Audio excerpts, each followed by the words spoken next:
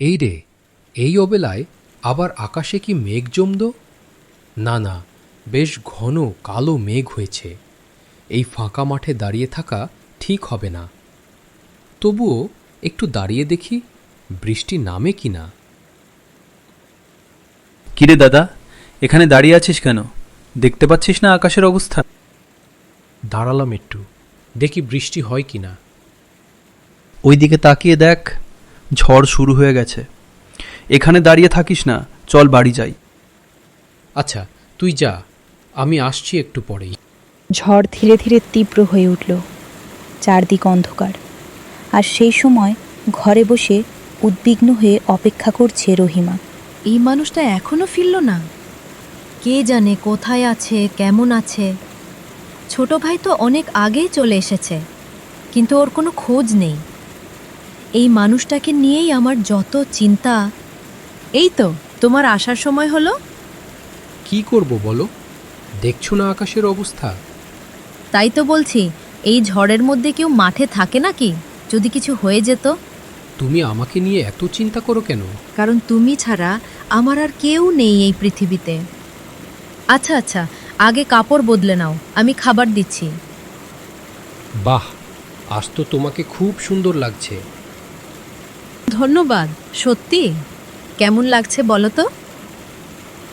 সুন্দর তো লাগছেই, কিন্তু এই সময় এত সাজগোজ কেন? কি করব বলো? বাইরে যখন ঝড় বৃষ্টি, ঘরে বসে আর কী বা করব? আচ্ছা, তোমার কি সাজগোজ ছাড়া আর কিছু আসে না? আবার শুরু করলে? বিয়ের সময় কি জাননি আমি কাজ করতে তেমন পারি না? তখন কি আর জানতাম এমন হবে? কি বললে? আমি খারাপ? আরে, তুমি তো কিছু বললেই কাঁদতে শুরু করো। ভালো লাগে না এসব।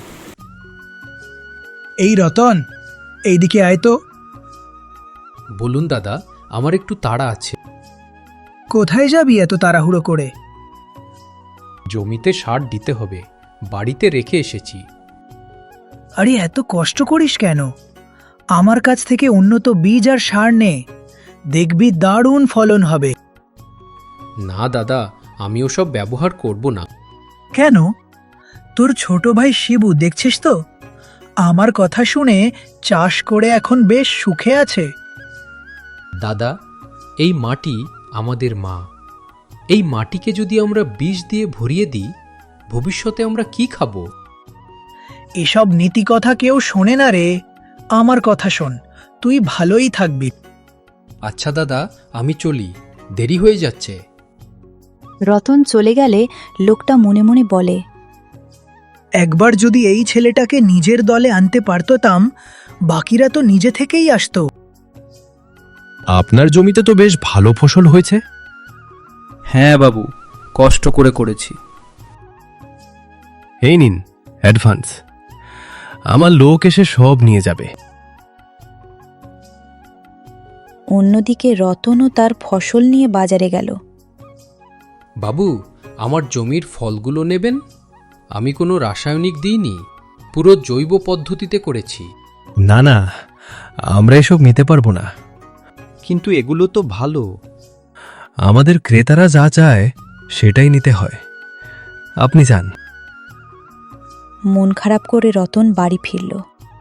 কি গো, মুখটা এত শুকনো কেন? আর কি বলবো, এত কষ্ট করেও কেউ আমার ফসল নিতে চায় না। তুমি অন্যদের মতো চাষ করো না কেন?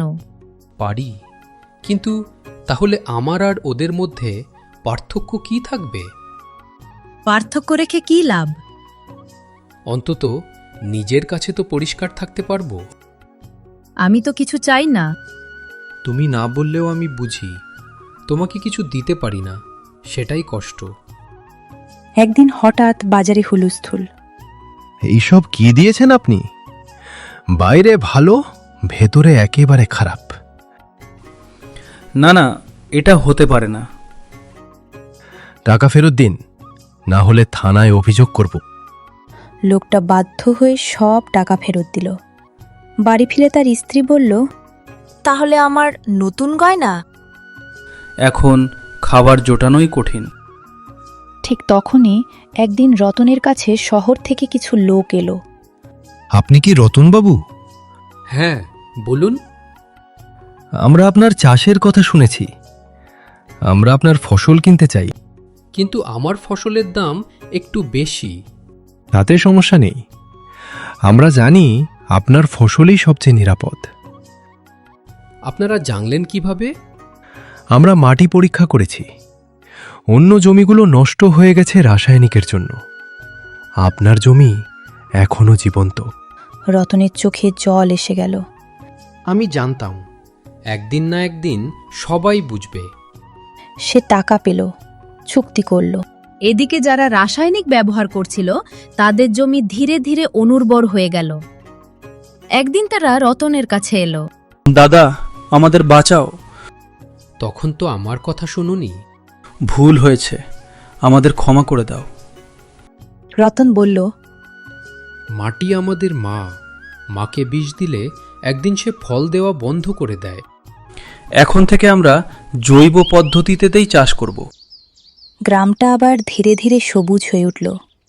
মানুষ বুঝল অল্প লাভ হলেও নিরাপদ জীবনই আসল সুখ। লোভের জন্য প্রকৃতিকে নষ্ট করলে শেষ পর্যন্ত মানুষকেই তার ফল ভোগ করতে হয়।